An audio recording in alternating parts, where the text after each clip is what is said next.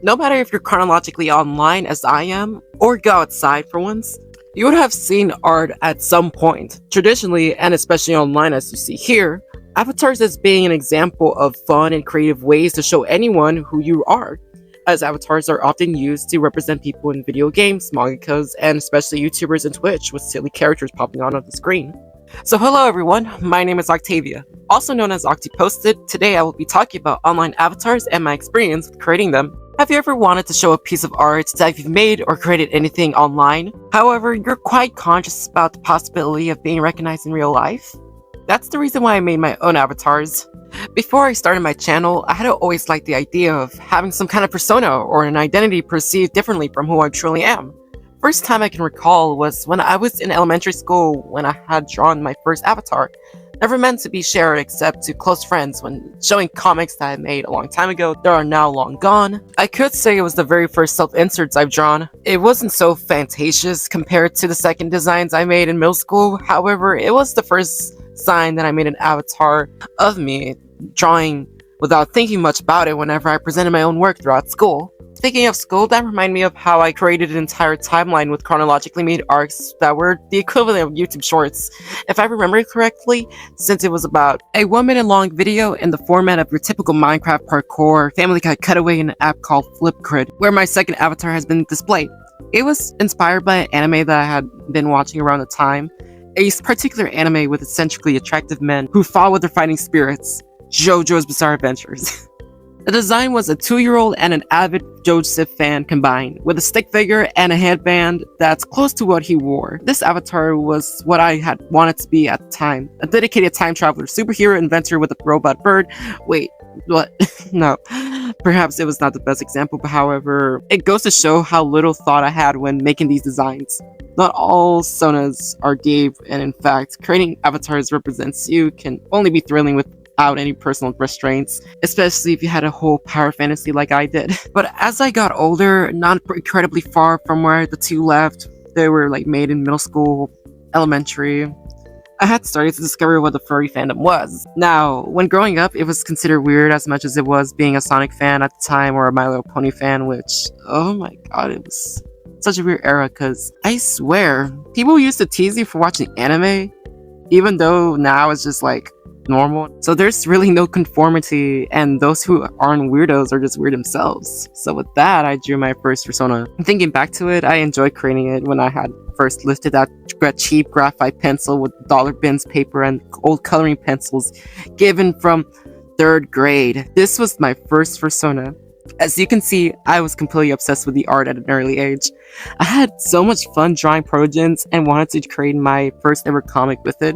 I even made some songs for it, and it was fun creating this new avatar during that time. Never was an expert in music making, but this avatar has driven me to explore different hobbies such as music and writing at an early age.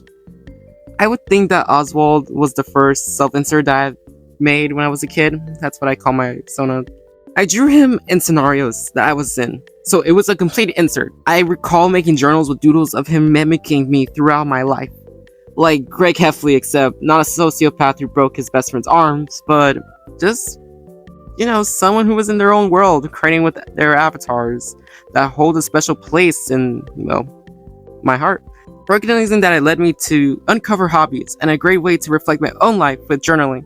It shows that avatars are something worth making, as it seems to add more enjoyment to my own childhood. Throughout this period of time, I never expected to change personas. Until I discovered who I was. I don't like to go around talking about my personal life, given my vague descriptions of my personal journey with my avatars and how I just enjoy it a lot. And I just be saying that like, oh, I enjoy this, I enjoy that. But I know my personal experience conveys that enjoyment still. I had fun with it. However, when growing up, I realized, surprisingly, that I may not have been myself. As in, I didn't realize I was trans. I did not realize that. And until, the pandemic of that time, and that had confused me, obviously. My previous avatars, what I called my personas or characters that I had expected to be the ideal me. I only wanted for me to see myself, but turns out my true self parallels to what I am presented as. Ever since my questioning, I dropped my avatars I made, hadn't drew them, and only stuck to assignments in art class because I couldn't bear to see the avatars as me. I wasn't dysphoric when drawing them, but it felt like detached, like, you just can't really see them as you, since you just kind of found that aspect of yourself that may have been changed or may have been just overall different the entire time. So you grow a bit of distance from which you originally created. And so I occasionally thought that it was perhaps like a disinterest in drawing the overall, but I kept on making art. And after all, anyone would go mad for drawing the same avatars over and over and over and over again. It was good for me to have taken a break, just like how I did with taking a break from YouTube right now. Because, man, redrawing all these avatars got me insane, man. It's just like gone crazy. So from the last grade of middle school to high school, I only drew Sonic OCs. Yeah, that's never going to go away from me. That's forever going to haunt me. I never had a reason to make an avatar since I've never posted my art on social media. I only shared this to my friends still, just like how I did in elementary.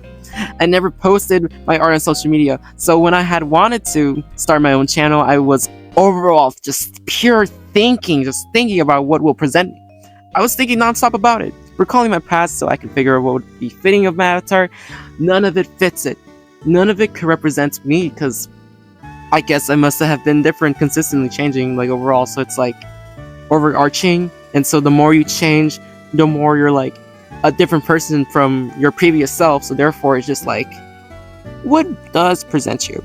So I could only just think of like core memories, like very vague memories that aren't even myself. Like, I had watched a video of someone making an edit on Flipno Hatana, and it was just like Rabbit OC. They had like color cheats, and they honestly remind me of like Bonnie from FNAF, like Toy Bonnie. And with that, I decided to just make the design for Vivian. It was now a character, a standalone character that was originally supposed to represent me as an avatar before Disastrous Hazards, which is a comic that I'm working on. The design had popped into my head when I was in the train station. It flashed inside my thoughts, and I picked up my phone and drew the first design. And then after that, I wanted a simple look for my sprites. But nope, it felt too generic. The red, for some reason I started with red, until I finally decided to just the sweater and painted it yellow and provided the black shorts. And I don't know what this is called. It's not a leg warmer, since I imagine it being the same texture as the exercise shorts, but it looked cool and I really enjoyed it overall. I drew Vivian non-stop, and at the time it represented me. I never had the intention to make Disastrous Hazards. I never had the intention to include her, since I never liked the idea of having self-inserts in a series, because I know I'm not self-aware enough to criticize my own flaws and behaviors. Yet, I went in with writing a character sheet from this Sona that was originally supposed to be me. Then after finishing the pilot and writing her character, I couldn't see her as myself. I wasn't ashamed.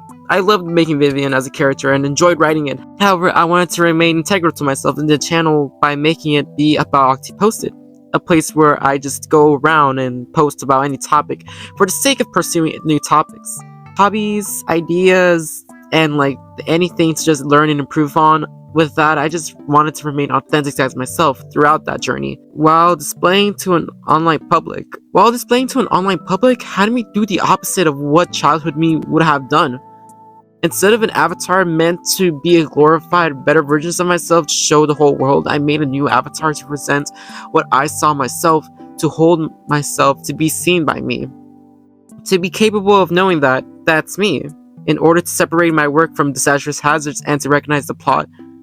To recognize the point of the channel, which is to make what I want to see in hopes of supporting myself, whether it's knowledge, financial, or anything else. That lets me know that I'm capable, because at the end of this, I wish I was lying, but I have genuine concerns with my authenticity and knowing who I am as a person, so I can improve and be capable and live freely as I am. That's why I started this channel. It was to follow my dreams with creating and learning while still being gratified for it. Whether it's money or overall improvement to my skills and a sense of personal achievements, has been encouraged by my own avatar. So, seeing that dissonance between Vivi and me, I had to change it. I barely started the channel, depending on how long this took to finish the video, and honestly, I'm going to be very honest, didn't even took time to spend the last 4 months working on this. No, this is made by just like a short few days of just rewriting the script and just picking up the microphone after like months of not recording. So sorry for terrible quality. I may have changed the avatars and like the background, but I needed to take that break.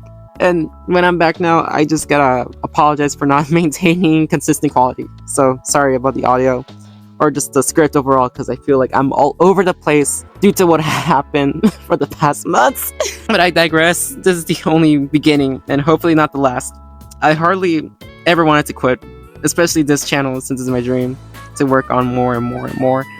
I don't really want to be like rich in terms of like making this. I feel like it would be painful to even try to be like a monopoly business in YouTube, because that sounds like really superficial. I'm pretty sure it's like the point of YouTube is to simply present as you and show what you create. And let's just say that myself is not the best person. So in terms of what I make and in terms of what myself is, I am very flawed. And that really does fit the bill of what Octi is, then like what I'm trying to show now, because it's supposed to admit my I suppose flaws in my videos, flaws in my creations. And I do hope for someone to like help out with like just simply commenting, saying like what I can improve on more, or just like give me that inspiration. But honestly, I feel like I'm at a point where it's no longer about depending on people. It's just more so depending on my own self and having to keep on consistently uploading more in order for me to get that like habit of just like enjoying it again. Because I've been burnt out for a while now, because just like how I did with being burnt out with making avatars, personal matters got me in a chokehold and overall wanted to change for the better. But throughout my battles doubting myself, my own self-perception, and I was frozen in that position of wondering what I should do. I'm tired of that. Creating is worth something to do, and I might as well have started now rather than later. And with that, here is my new avatar. Honestly, if I showed this when I was a kid, only seeking enjoyment and not worrying about the future or what I'll do in next year, they might have said that I looked very cool. Or not, they could have just said it was cringe. But it doesn't matter if it was cringe. This is what I'm talking about. Honey Biscuit is what I'll be calling my new Sona in this case I ever change another avatar again and again and again. It's to represent my current identity and self. The main thing I like to about design is just shapes. Round, square, and triangular patterns can be seen all over the avatar. It represents how I am just simply all over the place, and just how, I guess, a mess encourages me to keep going towards my sanity, breaking it, recovering, and to hopefully kick forward to create more. You could honestly say that this is a whole introduction to a new chapter in my personal and virtual journey and self-discovery and thrill I'll be seeking for throughout my search for stability. It may be hard to balance off my health throughout my adversary, but I like how my avatars have changed.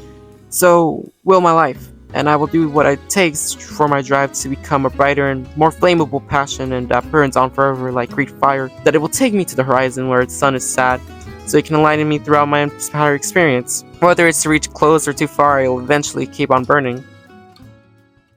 Now, after that mushy segment, I should conclude that this whole video was for me. I rant out about the joys of avatars. I got a little bit emotional, a little personal, but I can continue on talking about some random things in the future after that change. I'm sure that feels more authentic than making my first videos being like saving the world from aliens during Christmas after disappearing for 4 months. But anyways, I'm out of juice from writing this. Take care. Goodbye. Love you all.